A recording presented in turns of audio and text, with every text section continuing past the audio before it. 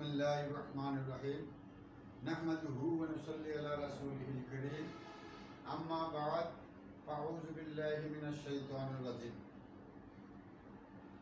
আমার প্রাণপ্রিয় ছাত্রছাত্রী এবং আমার এই ক্লাস যারা অবলোকন করবেন, যারা দেখবেন, তাদের প্রতি ধন্যবাদ এবং আসসালামু আলাইকুম ওয়া রাহমাতুল্লাহি ওয়া বারাকাতুহু। কোরআন আল্লাহ প্রদত্ত কিতাব। এই কিতাবকে যারা অস্বীকার করেছে বা এই কিতাবের প্রতি যাদের পূর্ণ আস্থা নাই, তাদের ব্যাপারে আল্লাহ চ্যালেঞ্জ করে বলেছেন, ফাতু বিসূরাতিন মিন মিসলিহি ওয়াদউ শুহাদাআকুম মিন দুনিল্লাহ। তোমরা এই জাতীয় একটা কিতাব বানানোর চেষ্টা করো, নিজেরা নয়, বন্ধু বান্ধব, আত্মীয় স্বজন, ভাই বেরাদর, শুভানুধ্যায়ী যারা আছে সবাইকে দিয়ে যদিও চেষ্টা করো, পারবে না। এখানে এটা যে আল্লাহর কোরআন, লা রাইবা ফি, এখানে কোনো সন্দেহ নেই। সেই সন্দেহাতীত আল কোরআন, এই কোরআনের মধ্যে আল্লাহ রাব্বুল ইজ্জত হকুল্লাহ, হকুল ওয়ালিদাইন, হকুল নাস এবং তার বিপরীত এবং পক্ষ যেসব বিষয় রয়েছে, সেই পক্ষ এবং বিপক্ষের সমস্ত বিষয় আলোচনা করা হয়েছে এই আল কোরআন। সেই আল কোরআনের একটি আয়াত রয়েছে যেখানে আল্লাহ রাব্বুল ইজ্জত হকুল্লাহ তথা আল্লাহর হক, হকুল ওয়ালিদাইন তথা মাতা পিতার হক এবং হকুল ইবাদ বা হকুল নাস তথা মানুষের হক। আল্লাহ রাব্বুল ইজ্জত সেই হক সমূহকে নিয়ে আলোচনা করতে গিয়ে প্রথমে ইরশাদ করেছেন, কোরআনে পাকের এই প্রেক্ষাপটে তিনি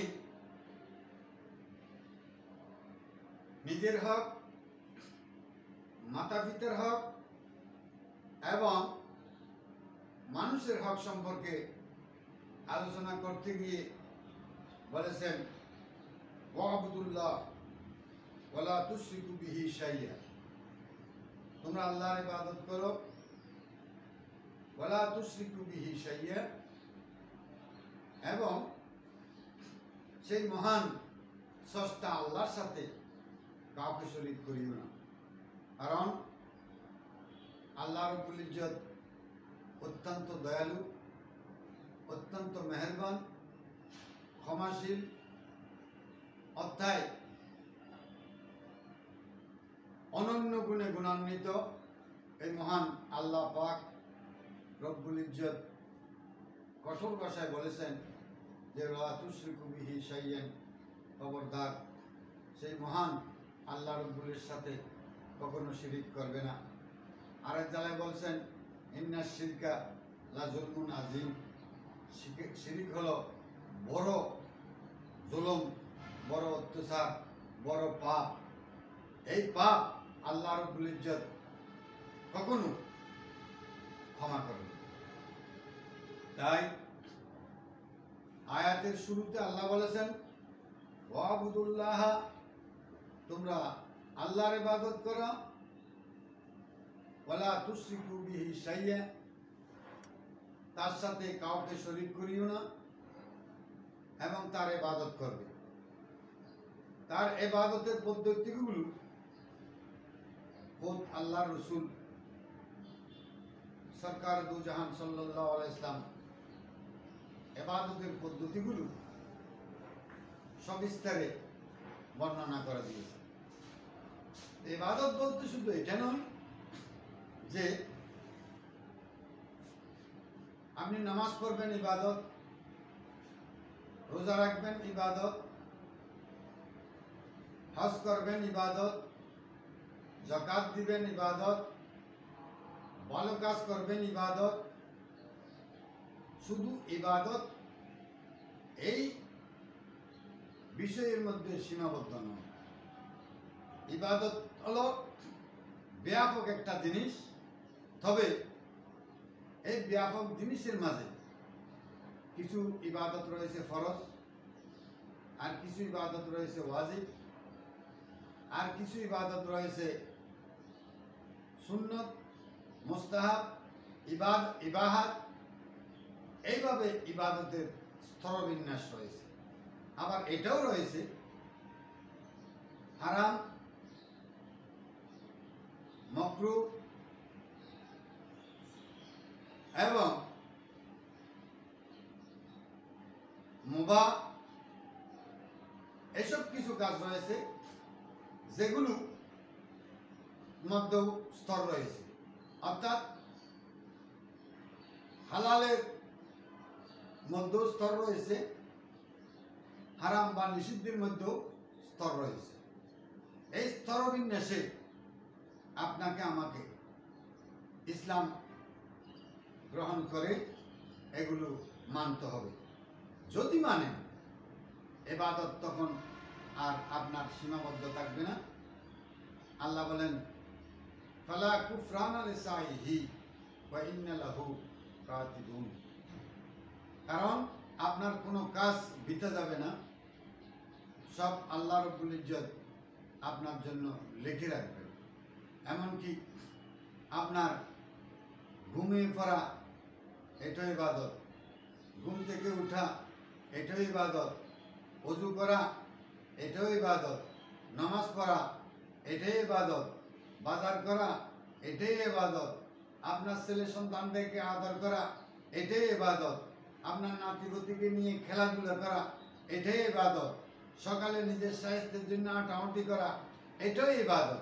এক কথায় বলতে গেলে আপনার সমস্ত কর্মগুলো ইবাদতের অন্তর্ভুক্ত হয়ে যাবে, শুধুমাত্র একটি শর্তে, লা ইলাহা ইল্লাল্লাহু মুহাম্মাদুর রাসূলুল্লাহ। এই কলমা যখন আপনি ঈমানের সাথে অন্তর দিয়ে বিশ্বাস করবেন এবং ঈমানের সাথে কাজ বাস্তবায়ন করবেন এবং ঈমানের সাথে বিশ্বাস করা, কাজে বাস্তবায়ন করা এবং এগুলো নিজে অনুশীলন করার মাধ্যমে আপনি মুমিন হয়ে, মুসলমান হয়ে, ঈমানদার হয়ে যখন আপনি যেই কাজ করেন না কেন, আপনি বসলেও ইবাদত, দাঁড়ালেও ইবাদত, ঘুমালেও ইবাদত, চেতন হলেও ইবাদত। এক কথায় বলতে গেলে আল্লাহ বলছেন, ফালা কুফরানা লিসাইহি, আপনার কোনো কাজ বৃথা যাবে না, ওয়া ইন্না লাহু কাতিবুন, এগুলো লিখে রাখা হবে। তাই আল্লাহ রাব্বুল ইজ্জত এখানে বলা হয়েছে, ওয়ালা তুশরিকু ওয়াবুদুল্লাহ, তোমরা আল্লাহর ইবাদত করো, আল্লাহর ইবাদত করো।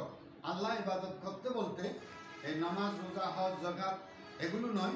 একথায় ঈমানের সাথে আপনি ঘুমানোও ইবাদত, ঈমানের সাথে আপনি স্ত্রী, ছেলে সন্তানের জন্য বাজার করলে সেটাও ইবাদত। তবে নিষিদ্ধের মধ্যে বলছে কি, খবরদার আল্লাহর নির্দেশ মেনে অবশ্যই আপনি ইবাদত করবেন। ওয়ালা তুশরিকু বিহি শাইয়া, কখনো ওই মহান আল্লাহর সাথে কাউকে শরীক করবে না। কারণ এই শরীক করাটা আল্লাহ রাব্বুল ইজ্জত বরদাস্ত করেন না এবং এটার জন্য অনেক সময় দুনিয়া পার্থিব জগতেও শাস্তি দিয়ে থাকে।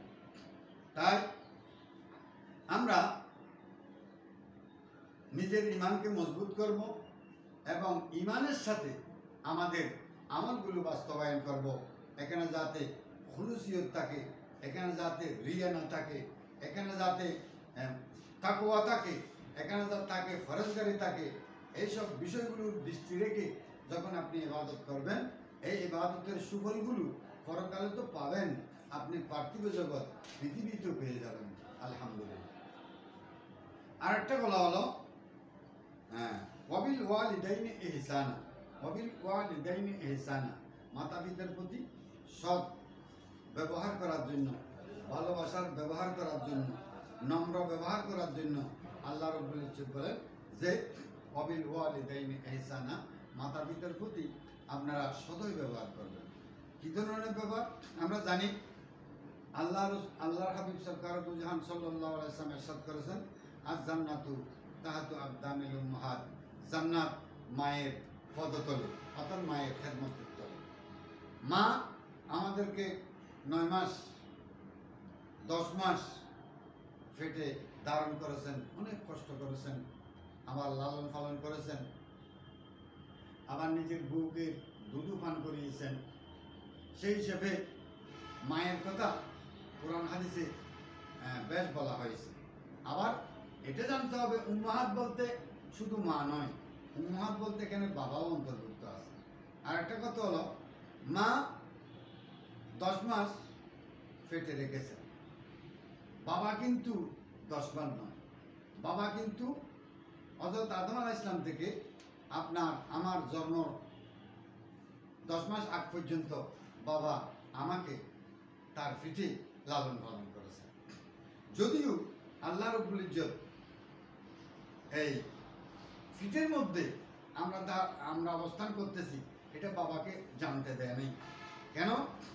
আমাদের একটা কবিতাও আছে, লক্ষ্য আশা অন্তরে, ঘুমিয়ে আছে মন্তরে, ঘুমিয়ে আছে শিশুর পিতা সব শিশুদের অন্তরে। কারণ হযরত আদম আলাইহিস সালাম থেকে কিয়ামত পর্যন্ত যত শিশু সন্তান, যত মানুষজন আসবে, সবগুলো তার পিতা তার পিঠে বহন করে যাবে। এটা আলেমে আরওয়াহে হোক, এটা মেরুদণ্ডে হোক, বাইনা সুলবে উত্তরায় মেরুদণ্ডে হোক, বা দুনিয়াতে হোক, যেখানে হোক না কেন, এটা পিতা তথা পিতৃ গোষ্ঠী বা পিতৃ জগৎ, পিতার জাত, এই পিতার জাতটা হাজার হাজার বছর, লক্ষ লক্ষ বছর বহন করেছে। মা 10 মাস বহন করেছে, এটা ঠিক। বাবা কিন্তু লক্ষ লক্ষ বছর বহন করেছে, হাজার হাজার বছর বহন করেছে। সেই হিসেবে আল্লাহ রাব্বুল ইজ্জত একসাথে বলে দিয়েছেন, ওয়াবিল ওয়ালিদাইনি ইহসানা, অবশ্যই আপনার মাতা পিতার প্রতি সৎ ব্যবহার, ভালো ব্যবহার অবশ্যই অবশ্যই করবেন। আর কি? ওয়াল জারজিল কুরবা, ওয়াল জারজিল কুরবা, আপনার নিকট আত্মীয়। আপনার নিকট আত্মীয় বলতে আছে চাচা, মামা, ফুফু, খালা। আমাদের দেশে একটি কথাও আছে, মার বোন খালা, মার থুন বালা। মার থেকে ভালো, অর্থাৎ মায়ের আদর, খালার আদর, এটা আপনি কখনো ভাষায় লেখার মাধ্যমে, কলমের মাধ্যমে প্রকাশ করতে পারবেন না। মা, খালা, ফুফু, এদের আদরগুলো আকাশচুম্বী, দাদা দাদি। তাই এদের আদরের ব্যাখ্যা দেওয়া আদৌ সম্ভব নয় কোনো মানুষের পক্ষে। তাই আল্লাহ রাব্বুল ইজ্জত স্পষ্ট আকারে বলে দিয়েছেন যে অবিজিল কুরবা, আপনার নিকট আত্মীয় যারা, তাদেরকে অবশ্যই আপনি সম্মান করতে হবে, ইজ্জত করতে হবে, আদর করতে হবে, স্নেহ মায়া মমতা তাদেরকে করতে হবে, যা করার দরকার তাদেরকে করতে হবে। তারা কখনো আপনারও যাতে অসন্তুষ্ট না থাকে, এটার নাম হলো কোরআন। এটা নিয়ে আল্লাহ চ্যালেঞ্জ করেছেন, ফাতু বিসূরাতিন মিন মিসলিহি ওয়াদউ শুহাদাকুম মিন দুনিল্লাহ। এরপর বলতেছে বলি ইতামা। আসলে আল্লাহ রাব্বুল ইজ্জত কাউকে এতিম করেছেন, কাউকে মাতা পিতা দাদা দাদি সবাইকে দিয়েছেন, আবার কাউকে একদম শূন্য করে দিয়েছেন। আমরা দেখেছি এরকম আছে যে শিশুর বয়স মাত্র 400 বছর, কিন্তু তার মা বাবা দাদা দাদি নানা নানি একসাথে অ্যাক্সিডেন্টে মরে গেছে। কিন্তু এই শিশুকে লালন পালনের জন্য আল্লাহ রাব্বুল ইজ্জত কিছু মানুষ সৃষ্টি করে দিয়েছে, আবার তাদেরকে পরীক্ষাও করেছে। এতিম, যাদের মা বাবা নাই, দাদা দাদি নাই, লালন পালনের মতো কেউ নাই, কিন্তু তাদেরকে পালন করার জন্য এবং তাদেরকে পালনের প্রতিযোগিতা করার জন্য আল্লাহ মানুষ সৃষ্টি করে দিয়েছে। আল্লাহ যে কত বড় দয়াবান, এটাও বলে শেষ করা যাবে না। তা আল্লাহ বলেন, আপনি অবশ্যই এতিমদের প্রতি ভালো ব্যবহার করবেন, সৎ ব্যবহার করবেন, ভালো আচরণ করবেন। ওয়াসাহিবি বিল জুনুব, আর যিনি আপনার সহকর্মী, আপনার সাথে চাকরি করেন, আপনার সাথে উঠা বসা করেন, আপনার সাথে বন্ধুত্ব আছে কিন্তু আত্মীয় নন, রক্তের সম্পর্ক কেউ নন, কিন্তু গাড়িতে করে আপনারা একসাথে যান, একসাথে আসেন, একসাথে খেলাধুলা করেন, একসাথে বসে পরামর্শ করেন, একসাথে বসেন বা ক্লাসমেট যাই, সেই ব্যাপারে আল্লাহ রাব্বুল ইজ্জত ওয়াসাহিবি বিল জুনুব, আপনার সহকর্মী যারা আছে তাদের প্রতিও আপনি অবশ্যই সদ্ব্যবহার করবেন, ভালো ব্যবহার করবেন। আপনার সহকর্মীদের আপনি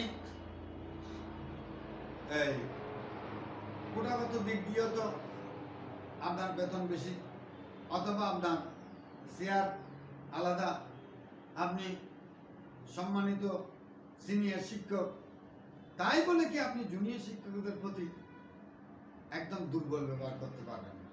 আপনাকে জেনে রাখতে হবে এটা আপনার কলিগ, এটা আপনার বন্ধু, এটা আপনার সহপাঠী। সেই সহপাঠীর ব্যাপারে আল্লাহ রাব্বুল ইজ্জত বলেন জাহারি বিল জুনুব ওয়া সাহিবি বিল জুনুব, আপনার সহকর্মীদেরকে অবশ্যই অবশ্যই আপনি ভালো ব্যবহার দিয়ে সন্তুষ্ট করবেন। এই সন্তুষ্টি কতটুকু করছেন এটা কিন্তু আল্লাহ রাব্বুল ইজ্জত আপনাকে চেক করবেন, আপনাকে পরীক্ষা করবেন। এই পরীক্ষায় আপনাকে অবশ্যই অবশ্যই উত্তীর্ণ হতে হবে। ইবনে সাবিল, আমাদের দেশে কতগুলো মানুষ আছে যারা ইবনে সাবিল পথ শিশু, যাদেরকে আমরা দেখি এই পথ শিশুদেরকে শীতকালে সরকারিভাবে বেসরকারিভাবে বিভিন্ন ধরনের সংস্থা সহযোগিতা করা হয় বা সহযোগিতা দিয়ে থাকে। এই ইবনে সাবিল যাদের অত মাও নাই, বাবাও নাই, বা থাকলেও রক্ষণাবেক্ষণের মতো ক্ষমতা নাই, পথে ঘাটে বড় হচ্ছে, এই শিশুদের মধ্যে বিভিন্ন মেধা লুকিয়ে রয়েছে।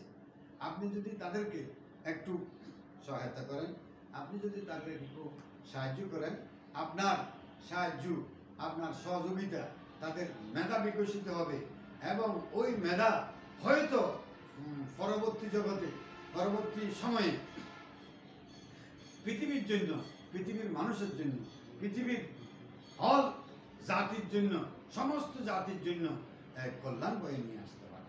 তাই আল্লাহ রাব্বুল ইজ্জত বলেছেন ইবনে সাবিল, যারা ইবনে সাবিল, যারা পথ শিশু, তাদেরকে অবশ্যই আপনারা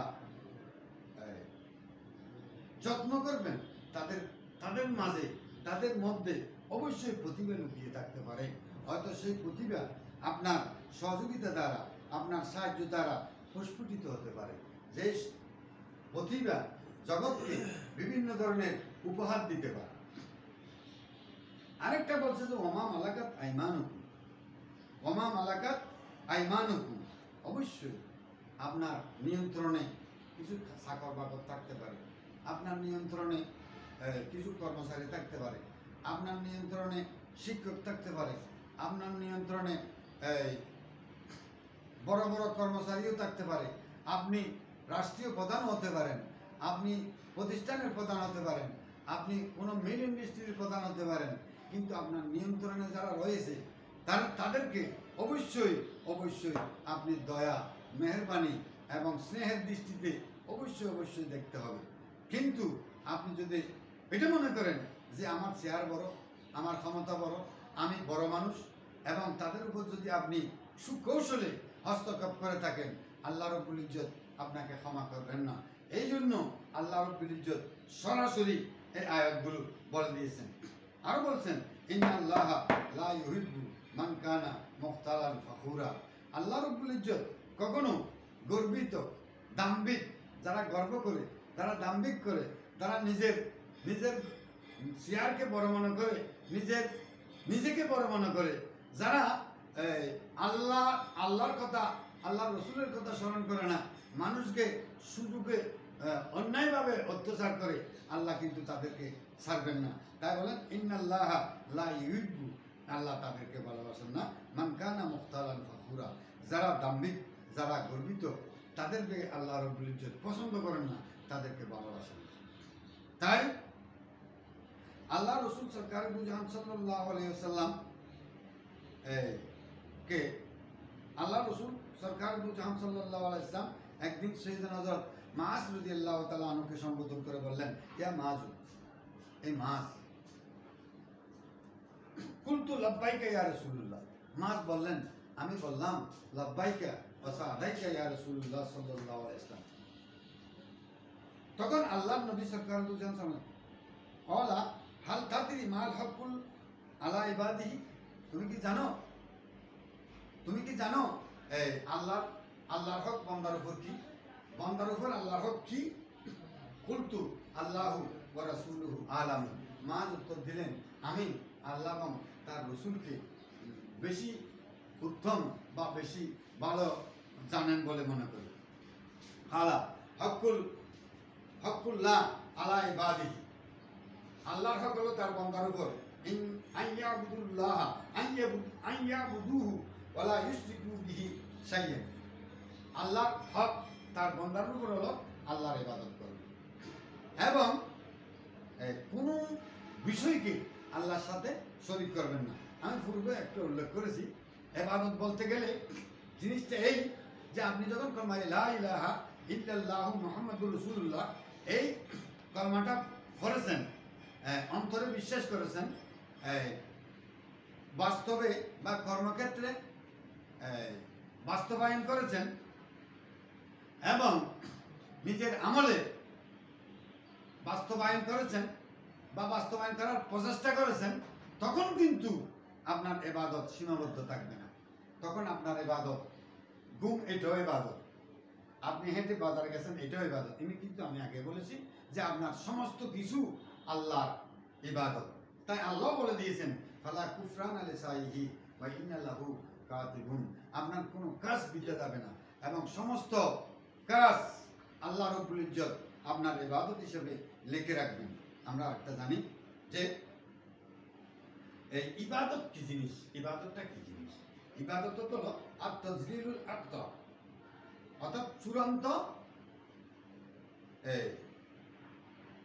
আত্মসমর্পণ, চূড়ান্ত আত্মসমর্পণ, এটা হলো ইবাদত। আর কি আত-তাআতু মিনাল খুদু, অর্থাৎ বিনয়ী অনুগত্য। আপনার অনুগত্য না, শুধু অনুগত্যটা অবশ্যই বিনয়ী হতে হবে। আর আপনাকে অবশ্যই খেয়াল রাখতে হবে ইবাদতটা আপনার সব কিছু। আপনি বাজারে গেছেন এটাও ইবাদত, আপনি ছেলে লালন পালন করছেন এটাও ইবাদত, আপনার নাতিপতি পালন করছেন এটাও ইবাদত, আপনি ঘুমিয়ে পড়ছেন এটাই ইবাদত, ঘুম থেকে উঠছেন এটাও ইবাদত, আপনি পায়খানা করছেন এটাও ইবাদত। আবার এটা মনে করবেন না পায়খানা করলে কি ইবাদত হয়, আসলে পায়খানা করলে ইবাদত হয়। পায়খানা ঢোকার সময় আপনাকে একটা দোয়া করতে হবে, আল্লাহুম্মা ইন্নী আউযু বিকা মিনাল খুবসি ওয়াল খাবায়েস। এই দোয়াটা করে আপনি যখন পায়খানা ঢুকলেন, আপনি এই হাজত সেরে বের হলেন, বের হয়ে একটা দোয়া করলেন আলহামদুলিল্লাহিল্লাযী আযহাবা আনিল আযা ওয়া আফানি, এই দোয়া করলেন। দোয়া করার পর আপনার এই পায়খানায় যাওয়া, পায়খানা থেকে বের হওয়া, আপনার এখানে সময় যা করছেন, উঠছেন বসছেন, সব কিছু আপনার ইবাদতের অন্তর্ভুক্ত। আল্লাহ এটাই বলেছেন যে ফালা কুফরান লিসাইহি ওয়া ইন্না লাহু কাতিবুন, আপনার কোনো কাজ বিতে যাবে না, সব কাজগুলো আমি খোদা রেখে থাকবো। তবে আমাকে একটু সতর্ক থাকতে হবে শিরিক থেকে, কারণ আল্লাহ বলছেন যে শিরিক আমি ক্ষমা করব না। আরো এক জায়গায় বলছেন ইন্না শিরকা লাজুলমুন আযীম, শিরিক হলো বড় জুলুম, বড় অত্যাচার, বড় নিপীড়ন। এই জুলুম আল্লাহ রাব্বুল ইজ্জত বরদাস্ত করেন না। তাই শিরিক সম্পর্কে আমরা জানি যে শিরিক 4 প্রকার। শিরিক 4 প্রকার। একটা হলো আশিরকু ফিল উলুহিয়্যা, প্রভুত্বে শিরিক করা। আল্লাহর প্রভুত্বে, অর্থাৎ আল্লাহ যে প্রভু, এক মালিক, এই মালিকের সাথে অন্য একজনকে মালিক মনে করা, অন্য একজনকে মিলকিয়তে অংশীদার করা, এটাকে বলে আশিরকু ফিল উলুহিয়্যা। আল্লাহ উলুহিয়্যত, প্রভুত্বে অংশীদারিত্ব স্বীকার করা। যেমন কিছু খ্রিস্টান আছে যারা হযরত ঈসা আলাইহিস সালামকেও খোদা মানে, আবার ঈসা আলাইহিস সালামের মাকেও খোদা মানে, আবার এখানে আল্লাহকেও খোদা মানে। আল্লাহ, ঈসা, মরিয়ম আলাইহিস সালাম, তিনজনকে খোদা মানে। এটাকে ত্রিতত্ত্ববাদ বলা হয়। এই ত্রিতত্ত্ববাদ যারা বলে, এটা হলো আশিরকু ফিল উলুহিয়্যা, আল্লাহর অস্তিত্বে, আল্লাহর ওয়াহদানিয়তে আল্লাহর একত্ববাদে এই শিরিক করা। এটা দ্বিতীয় প্রকার হলো আর শিরকুফিল উজুবিল উজুব, আল্লাহর অস্তিত্বে শিরিক করা, আল্লাহর অস্তিত্বে শিরিক করা। যেমন পৃথিবীর মধ্যে একটা জাতি আছে ইয়াজদান এবং আজরিমান, এই দুজনকে প্রভু মনে করে।